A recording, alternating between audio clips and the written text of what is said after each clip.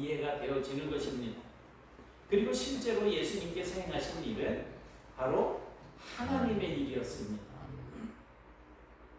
그런데 이런 사고방식은 이제 예수를 통해서 우리들도 하나님의 자녀가 되었잖아요.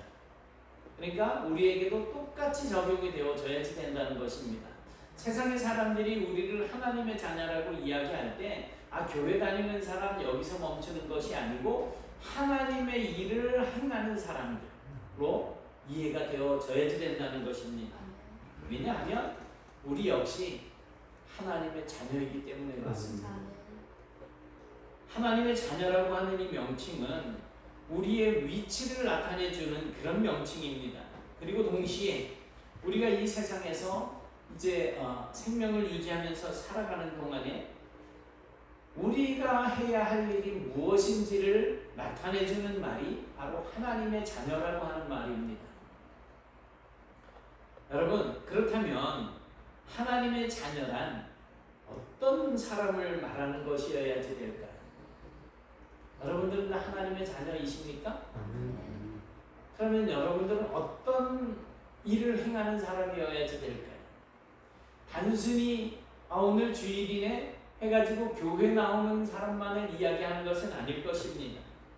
단순하게 교회만 다니는 사람은 궁극적으로 하나님을 경외하는 사람이라고 말할 수 없기 때문입니다. 반면에 하나님을 경외하면서 하나님을 아버지로 섬기는 사람들은 하나님의 명령을 지키고 그 하나님의 법 안에서 살기를 최대한으로 노력하는 사람입니다.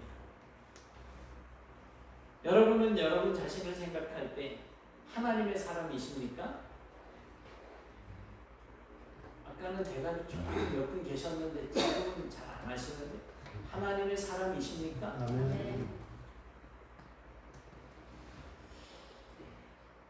아니면 단순하게 나는 그냥 교회 네트교회 다니는 사람입니다 라고만 생각을 하고 계십니까?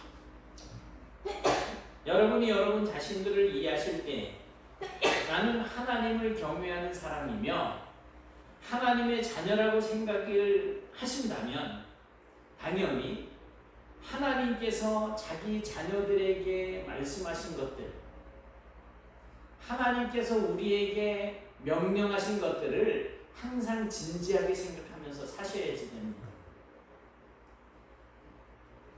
예수님께서는 이제 흔히 산상설교라고 이야기하잖아요. 마태복음 5장에서부터 이제 쭉 예수님의 설교가 이어지고 있는데 이 산상설교에서 하나님의 자녀로서의 삶에 대해서 말씀을 전하고 계시는데 오늘 본문에서는 그 중에서도 하나님의 자녀된 삶을 살아가는 그런 모습 속에서 구제라고 하는 그러한 삶을 언급하고 계십니다. 구제. 그렇다면 왜 예수님은 하나님의 자녀들의 삶을 이야기하면서 구제를 행하는 것에 대해서 말씀을 하시는 것일까?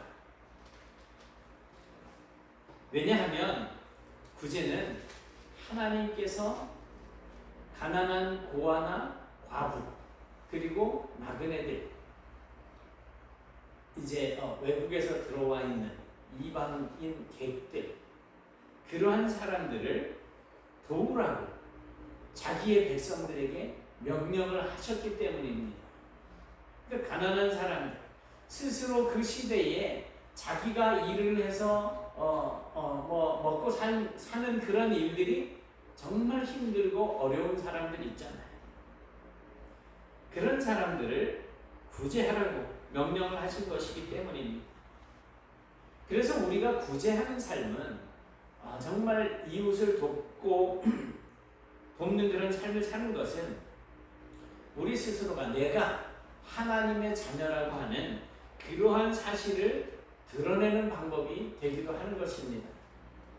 내 주변에 어려움을 당한 사람이 있는데 그 사람을 내가 돕지 않는다면 나는 스스로 하나님의 자녀라고 인정하지 않는 삶을 살고 있는 거예요. 힘들고 어려운 이웃이 있어요. 그럼 그를 돕는 삶을 사는 것이 내가 하나님의 자녀라고 하는 것을 드러내는 삶을 사는 것이지. 그런데 동시에 이렇게 구제를 행하는 것이 어떤 경우에는 사람들이 자기가 파놓은 함정에 빠지는 일이 될 수도 있다라는 것입니다. 왜냐하면 구제를 행한다라고 할 때 그 사람이 자기가 하나님의 사람이라고 하는 것을, 내가 하나님의 자녀라고 하는 것을 다른 사람들에게 나타내 보이기 위해서, 야 정말 이번엔 좋은 기회다 라고 하는 생각을 가지고 하나님에 대한 경외심보다 내 이름, 나의 어떤 체면을 세우기 위해서 다른 사람들에게 보여주기 식으로 여러 가지 모양으로 구제를 행하는 일은 함정에 빠지는 일이 되는 거예요. 내가 무엇인가를 해놓고 내가 이 일을 했는데 당신들 왜 나를 알아주지 않아? 이게 나를 스스로 함정에 빠뜨리는 일이라는 거죠.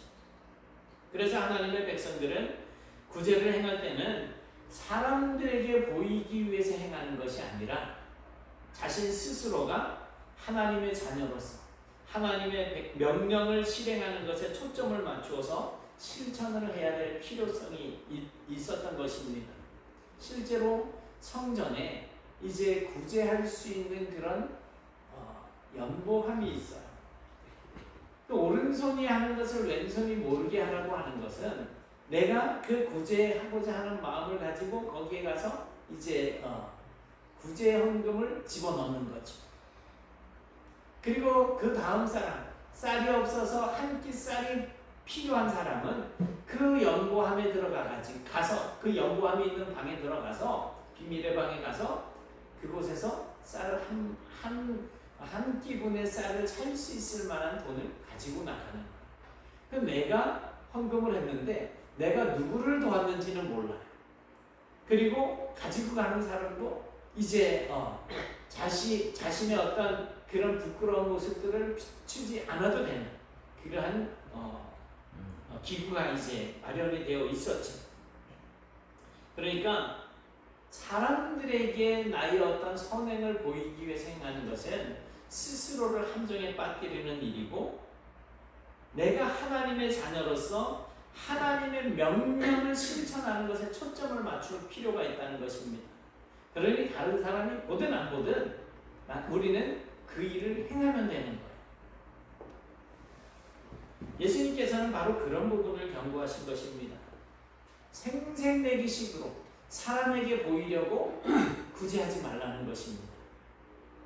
예수님조차도 이 세상의 많은 사람들 가운데 하나님의 법을 실행하는 그런 의도와 목적이 하나님을 사랑하고 하나님의 자녀된 자로서 하나님의 나라와 하나님의 뜻을 드러내기 위한 그러한 목적을 가지고 있어야지 되는데, 그것이 아니고 자신을 드러내기 위한 경우가 많다라고 하는 사실을 알고 계셨기 때문에 사람에게 보이려고 하지 말라고 이렇게 경고를 하고 계시고, 스스로 그런 함정에 빠지지 말라고 말씀하고 계시는 것입니다. 그래서 오늘은 하나님께서 원하시는 구제가 어떤 것인지 거기에 대해서 잠깐 나눠보고자 합니다. 이제 구제라고 하는 말을 히브리어에서 쯔다카라고 하는 단어를 쓰고 있습니다. 두 번째 쯔다카. 그런데 이 쯔다카는 구제라고 이제 하는 단어로 쓰고 있지만 이 뿌리는 쯔데크라고 하는 단어에서 이제 나옵니다. 지금은 자음만 돼 있어요. 모음이 이제 써져 있지 않아서 읽기는 쯔데크라고 읽지만 모음이 없기 때문에 만약에 우리는 치읓 그 다음에 디귿 키어를 해놓고 츠드크 이렇게 읽어도 뭐 할 말이 없어요. 모음이 안 붙어 있기 때문에. 자, 그런데 이 쯔다카라고 하는 말의 어원은 쯔데크예요. 근데 이 쯔데크라고 하는 말의 뜻은 뭐냐면 의로움이라는 뜻이에요. 근데 이 세상에 의와 의로운 분이 있을까요? 네, 하나님이시죠. 그래서 제가 일부러 앞에다가 하나님의 의로우심이라고 이렇게 하나님 의라고 하는 말을 붙여놨어요. 자, 그러니까 이 말은 하나님의 가장 근본적인 성품을 나타낼 때 사용되는 말이 쯔데크입니다. 그래서 의인이라고 할 때, 짜디크라고 하는 단어 이제 제일 밑에다가 붙여놨잖아요. 의인이라고 하는 이 말은 하나님의 의, 하나님의 나라를 위해서 의를 행하는 사람을 의인이라고 하는 것입니다. 우리는 하나님 앞에 의인으로 인정받았잖아요. 예수님의 그 십자가의 공로로 말미암아 우리가 이제 하나님께 의인으로 인정받았어요. 그래서 칭의, 의인으로 불린다라는 거예요. 우리는 사실은 죄인이죠. 그러나 하나님께서 우리를 의인으로 인정해 주시는 거예요. 그래서 하나님의 율법을 행하는 사람인 짜디크, 의인이 이제 의로운 행위들을 이야기할 때, 의로운 행위들을 나타낼 때 그것이 뭐가 되느냐면 찌다카, 구제가 되는 거예요. 그것이 바로 오늘 우리 하나님의 백성이 반드시 실행해야지 될 구제라고 하는 말로 번역이 되어지고 있는 것입니다. 그러니까 히브리 사람들의 그 생각 속에서 구제라고 하는 것은 단순하게 가난한 사람들을 돕고 그들에게 먹을 것을 나눠주는 것을 의미하는 것이 아니라 하나님의 자녀로서, 의로우신 하나님을 닮은 자녀로서 하나님 나라에서의 행위, 하나님 나라 안에서 행하는 그 일을 이 세상 사는 동안에 행하면서 살라는 것입니다. 그래서 구제라고 하는 그 행위만 보고서도 그 사람이 하나님의 자녀인지 또는 하나님께 속한 사람이라고 하는 사실을 생각할 수 있게 된다는 것입니다. 그렇다면 여러분, 이렇게 우리 자신들이 하나님의 자녀요 의인이라고 하는 사실을 이제 드러낼 수 있는 것이 구제라고 한다면 하나님의 자녀로서 우리가 구제를 행할 때 어떻게 실행하는 것이 옳겠습니까? 히브리인들은 구제의 근거를 이제 전도서 11장 1절에서 찾습니다. 같이 보시겠습니다. 시작. 너는 내 떡을 위에 던져라. 여러 날 후에 도로 찾으리라. 떡을 물에다 던지면 어떻게 되겠어요? 다 풀어져서 없어지겠죠. 물고기 밥이 되든 뭐 어떻게 되든 그거 건지려면 제 모양으로 만들어낼 수가 없어요. 그러니까 이 떡, 이 빵을 물 위에 던지라고 하는 의미는 다시 내가 베풀었던 그 선에 되한 어떤 것을 되찾을 생각을 하지 말고 그냥 구제하라는 것입니다. 그래서 내가 어떤 보상을 받기 위해서 하지 말라는 거예요. 구제하는 사람의 입장에서 볼 때 구제를 하기 위해서는 자신의 빵이든지 자기가 가지고 있는 어떤 재산을 사용해야 됩니다. 그러니 남을 구제하는 것은 결국 경제적인 측면에서 봤을 때는 손해인 것처럼 보여집니다. 하지만 구제를 실행할 때는 마치 이 떡을 물에다가 던지는 것처럼 그것을 다시 되받을 생각을 가지고 하는 것이 아니라 그냥 없어지는 것으로 생각을 하고 구제를 실행하라는 것입니다. 그리고 이제 여러 날 후에 도로 찾으리라 이렇게 말씀하시잖아요. 이 말은 앞에서 구제를 실행할 때 도로 되찾을 그럴 생각을 갖지 않고 그런 그 구제를 실행했을 때 이제 여러 시간이 흐른 후에 어느 시점에 이르면 하나님께서 그 사람의 의로운 행동에 대해서 응당한 보상을 해주실 것이라는 말씀입니다.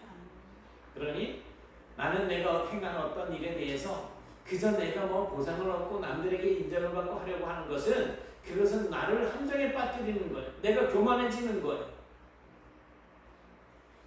하나님께서 갚아주실 것이라고 하는 그러한 믿음을 가지고 그냥 베푸는 것.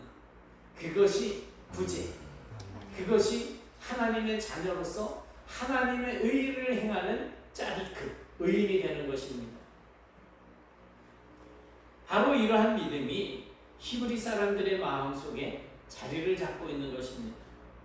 우리도 구제를 실행하게 될 때 내가 다시 되돌려 받을 것을 기대하고 실행하는 것이 아니라 아무것도 기대하지 않고 그저 주변 사람들에게 하나님의 나라를 드러내고 하나님의 의를 드러내는, 그래서 주님을 통해서 얻게 된 나의 의로움을 온전하게 드러내는 그런 삶을 우리가 살아야 된다는 것입니다.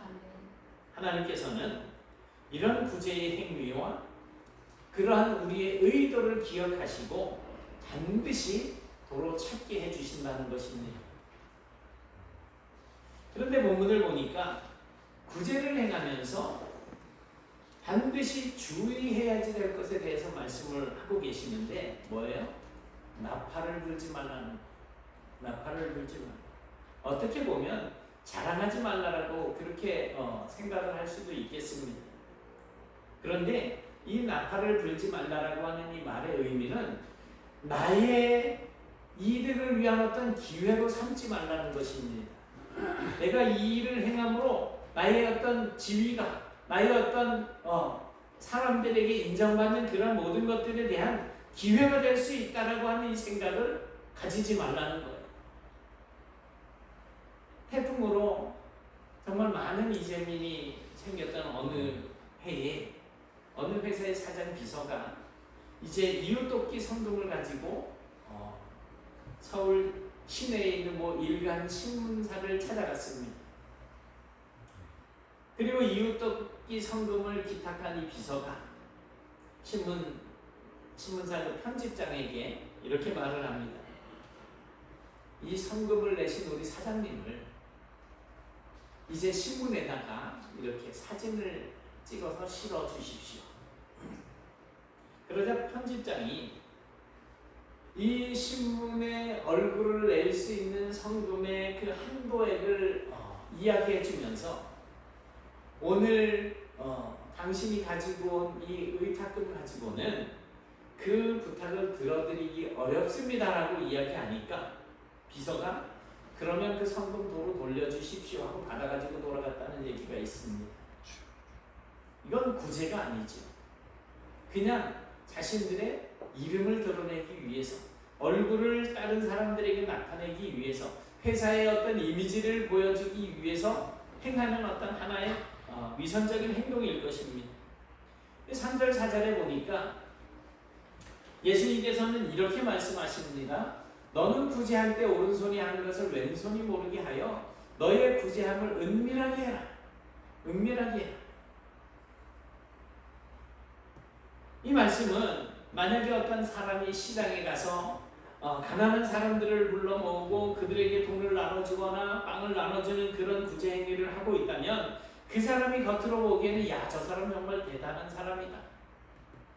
이런 생각을 가지게 만들고 하나님의 의를 행하는 것처럼 보이기는 하겠지만 실제로는 그 시장에 왕래하는 다른 사람들에게 자신의 행동을 보이면서 그 사람들에게 칭찬을 받으려고 하는 것이기 때문에 이미 자기가 받을 보상을 받았다라고 이야기하는 겁니다.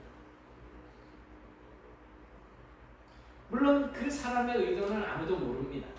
정말 진심으로 돕고 싶어서 하는 것일 수도 있고 자기의 이름을 나타내기 위해서 그렇게 하는 것일 수도 있을 거예요. 하지만 내가 칭찬을 받기 위한 것이라고 한다면 그것은 우리가 하나님의 자녀로서 하나님의 영광을 드러내고 하나님의 일을 행해야지 된다라고 했잖아요. 그런데 내가 사람들에게 칭찬을 받는 것은 누구의 영광을 가로채는 것이 됩니까? 하나님의 영광을 가로채는 것이 된다는 거예요.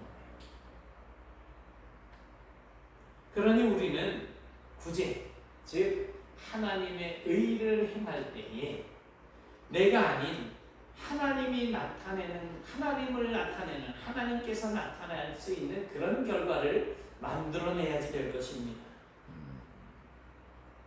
그렇게 할 때 누가? 우리의 아버지께서 갚아주신다는 거예요. 며칠 전에 이제 이 차가 달려오고 있을 때 이제 이렇게 도로 중간에 봉이 이렇게 심겨져 있고 이쪽에서 승용차가 가고 있었고 이쪽에서 큰 무슨 땡겨오리 같은 큰 화물차예요. 잘 기억은 안 나는데 이렇게 가고 있었어. 이 차 쪽으로 이 차가 막 들어와서 펑 쳤어요. 이 차가 부닥치고 옆에 차 부닥치고 하면서 삥 돌아가지고 반대를 보고 있는 장면이에요. 이 사람은 이제 그 안에서 다쳤기 때문에 차에서 나와서 다른 곳을 안전하게 피할 수가 없었기 때문에 자칫 저쪽에서 맞은편에서 이제는 달려오는 차들이었잖아요. 아까는 뒤에서 오던 차들이었지만 완전히 돌아섰으니까 큰 사고로 이어질 수 있는 그런 상황이었는데 짠! 어떤 머리 허연 아저씨가 할아버지인지 아저씨인지 빨간 경광봉을 흔들면서 막 차를 이렇게 정리를 해주는 거예요. 그리고 안전하게 모든 것들이 수습되고 난 이후에 이 사람을 찾아보니까 흔적도 없이 사라져버렸어요. 그래서 이 사고 났던 사람이 이 사람을 의인이라고 표현을 하면서 이 사람을 꼭 찾아달라는 내용으로 제보를 해서 이제 사건 반장에서 나왔다. 그런 내용입니다. 보통 이쯤 되면 자신의 선행을 나타내고 싶어 할 텐데 이분은 그저 이름도 없이 빛도 없이 그냥 번쩍하고 사라져버린 거예요. 다른 사람들이 위험에 처할 수 있는, 자기도 생명을 잃을 수 있는 그런 상황인데 그냥 기꺼이 자신의 차를 세워놓고 그 도로 중앙으로 들어가서 차들을 정리를 하고 하는 모습을 보이는 거죠. 이런 내용들을 볼 때마다 이런 사람들이 우리나라에 점점 늘어나고 있어요. 이런 모습을 볼 때마다 오른손이 하는 일을 왼손이 모르게 하라고 하는 뜻이 무엇인지를 생각하게 됩니다. 우리는 굳이 이런 내용을 드러내거나 자랑할 필요는 없습니다. 나는 그저 하면 되는 거예요. 그 결과로 나는 하나님의 자녀로서 이 일을 했다 라고 생각하면 됩니다. 왜 그렇습니까? 하나님께서 보시고 하나님께서 알아주시기 때문입니다. 우리는 하나님의 자녀로서 하나님 앞에서 행하는 것이고 하나님께서 알아주시면 되는 거예요. 그리고 거기서 그치는 것이 아니고 하나님께서 갚아주신다는 것입니다. 선한 사마리아인의 이야기를 잘 아시잖아요. 이제 여리고로 내려가던 어떤 사람이, 이제 어떤 사람이라고만 되어 있지만 보통 추측하기는 유대인일 거예요. 이 사람이 여리고로 가다가 떼강도를 만났어요. 최소한 2명 이상일 거예요. 강도를 만났는데 이 강도들이 옷을 벗기고 죽도록 두들겨 패버렸습니다. 이 사람은 이제 옷도 빼앗기고 뭐 그냥 너무 얻어맞아서 진짜 겨우 숨만 쉬면서 그냥 사람들이 자기를 구해주기를 바라는 그런 심정으로 죽어가고 있었습니다. 그 앞을 제사장이 지나가면서도 부정해진다 못 본 척 지나가고 레위인이 지나가면서도 못 본 척하고 지나가게 됩니다. 이때 사마리아 사람들, 유대인들이 정말 개처럼 여기는 이 사마리아 사람이 이 사람에게 다가와서 치료를 해주고 또 여관으로 데리고 가서 돌봐주고 그리고 자기가 볼일을 보고 돌아올 때 다시 돈을 더 줄 것을 약속을 하면서 이 사람을 그 여관 주인에게 맡기는 이런 모습을 볼 수가 있죠. 예수님이 이웃에 대해서 이야기하면서 누가 너의 이웃이 되겠느냐? 선한 그 사마리아 사람입니다. 너도 가서 이같이 하라는 거예요. 하라는 거예요. 이 사마리아 사람은 이름도 우리가 모르잖아요. 이름도 몰라요. 성도 몰라. 모르잖아요. 그냥 사마리아 사람으로만 소개가 되고 있어요. 그런데 이 성경을 읽는 모든 사람들은 사마리아 사람을 알고 있어요. 선한 사마리아 법이라는 법도 생겨났어요. 하나님은 이 사람을 기억하시고 예수님을 통해서 이것이 이제 제자들에게 이야기가 사람들에게 이야기가 되어지고 이것이 성경의 기록이 되어지고 하나님이 알아주신다는 거죠. 우리는 이 사람의 이름조차도 모르지만 주님께서는 그의 행위를 드러내주고 계십니다. 사랑하는 여러분, 우리가 구제를 행할 수 있는 것은 내가 하나님의 자녀이고 또 하나님을 경외하는 자로서 이 세상을 살아가고 있기 때문입니다. 내가 구제하고 싶은 마음이 없다는 것은 나 스스로 하나님의 자녀가 아니고 내가 하나님의 의를 행하고 싶은 마음이 없다라는 것입니다. 우리는 하나님을 빙자해서 나 자신의 이름을 높이거나 나를 더 유명하게 하려고 하는 그런 사람들이 아닙니다. 우리는 절대적인 보상을 요구하지 않으면서도 땀을 흘리고 힘을 다 쏟으면서 남이 알아주지 않아도 불쌍한 사람들을 도와주는 일이나 남이 알아주지 않아도 내가 해야 할 일을 다 해나가는 그런 사람들입니다. 그게 하나님의 자녀인 거예요. 우리는 세상 사람들과는 달라야지 됩니다. 그 사람들과 똑같이 살면서 어떻게 우리가 예수를 믿는 사람이고 하나님의 아들이고 하나님의 딸이라고 이야기할 수 있겠습니까? 나를 드러내고 싶어가지고 무언가 그냥 사람들 앞에서만 행하고자 한다면 그냥 나를 함정에 빠뜨리는 거예요. 하나님께서는 그렇게 은밀하게 선을 행하고 구제를 행하는 그런 백성들을 바라보시면서 복을 주십니다. 그것이 하나님의 역사예요. 창세 이래부터 지금까지 하나님의 역사는 그렇게 이루어져 왔습니다. 우리가 하나님의 백성으로서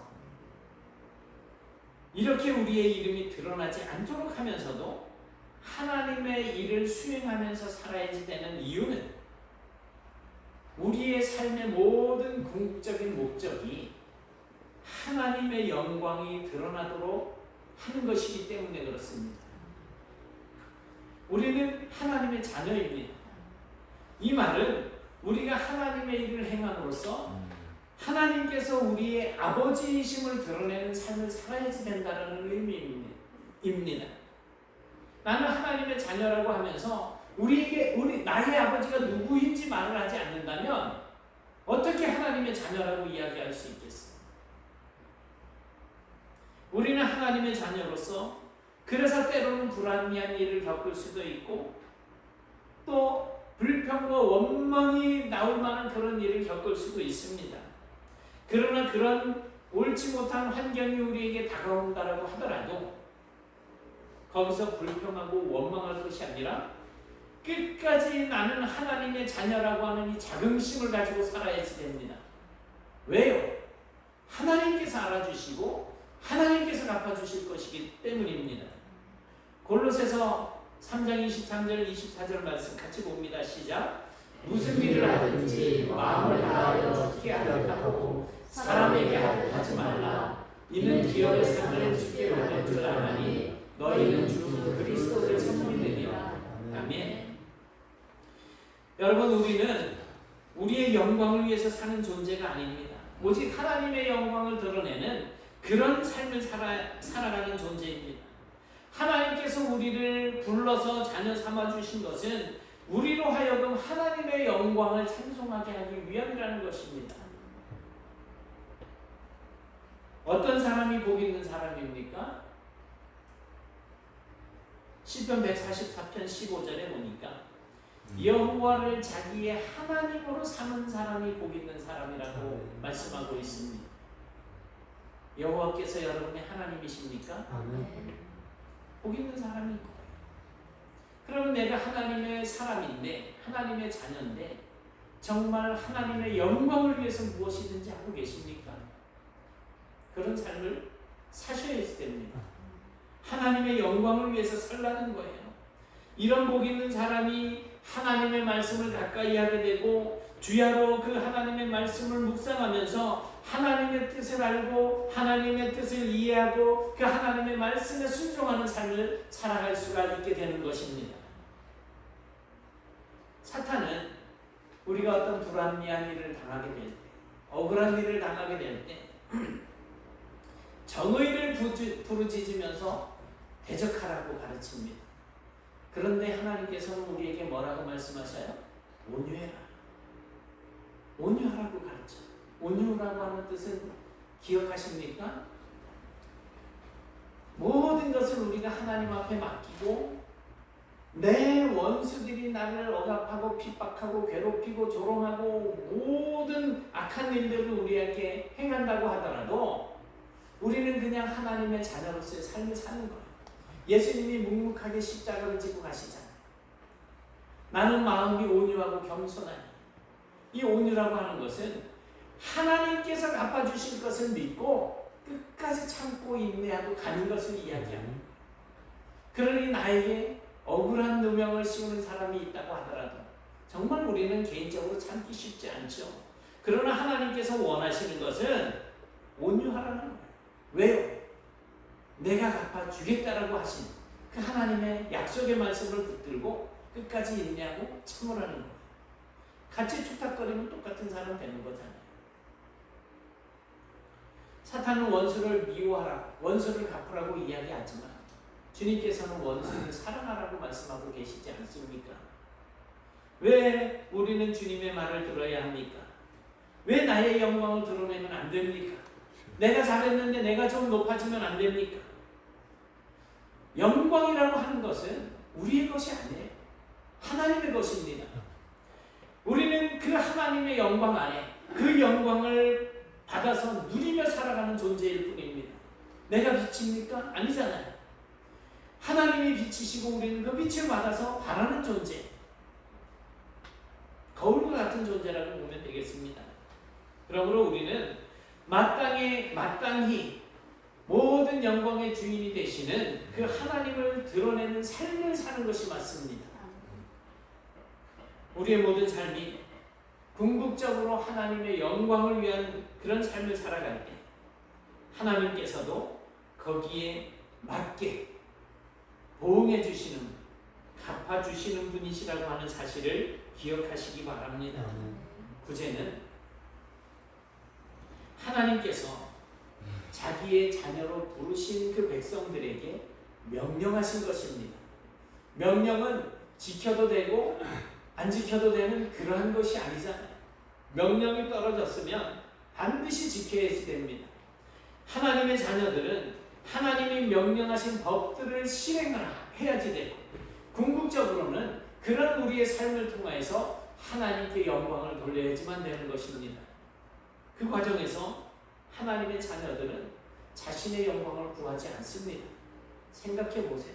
내가 다른 사람들에게 인정받지 못했다고 짜증이 나고 불평이 나고 그런 적이 혹시 없으십니까? 하나님의 영광을 내가 가로채는, 하나님의 영광을 도적질하는 그러한 삶을 살고 있다는 증거예요. 우리는 은밀하게 내 오른손이 하는 것을 왼손이 모르게 그렇게 하나님의 일을 하면서 하나님을 드러내야만 하는 그런 삶을 살아가는 하나님의 자녀들입니다. 아무도 우리의 선행을 알아주지 않아도 우리가 하나님의 일을 해야만 하는 것은 우리가 바로 그 존귀하신 하나님의 자녀이기 때문입니다. 하나님께서는 그렇게 살아가는 자녀들에게 반드시 좋은 것으로 갚아주실 것입니다. 이런 사실들을 굳게 믿으시고 하나님의 백성으로서 우리의 살아가는 그 삶에 오직 하나님의 영광을 드러내는 그런 삶을 살아가는 성도들이 되실 수 있기를 주님의 이름으로 축원합니다. 사랑의 하나님 고맙습니다. 정말 이 땅에 많은 사람들 중에 저희들을 선택해 불러주시고 하나님의 자녀 삼아주심을 감사드립니다. 많은 사람들이 하나님의 자녀가 되고 백성이 되면 이 세상에서 너무나 많은 복을 누릴 것이라고 생각하고 그저 축복을 구하고 그저 내 자신이 잘 되는 것만으로 만족하는 삶을 살아가고 있는데 오히려 그것이 우리에게 독이 되고 함정이 된다라고 하는 사실을 또한 생각하게 하시니 감사합니다. 이제는 하나님 우리 자신을 위해서 일하는 것이 아니고 하나님의 영광을 위해서 살아가는 저희들이 되게 하시고 저희들은 이 땅에서 하나님께서 주시는 복과 은혜를 누리며 살아가는 동안 이제 그러한 모든 것들을 위해서 살아가는 것이 아니고 오직 하나님을 위해서 살게 하시고 그러한 가정 속에서 나 자신을 나타내는 것이 아니라 하나님을 위해서 하나님의 영광을 위해서 하나님의 나라를 위해서 의를 행하는 저희들이 될 수 있도록 인도해 주옵소서. 이 시간 이후에 우리의 모든 인생이 오직 하나님 앞에 기쁨이 되고 하나님 앞에 영광을 돌리는 삶으로 이어질 수 있기를 소원하옵고 예수님 이름으로 기도드리옵나이다. 아멘.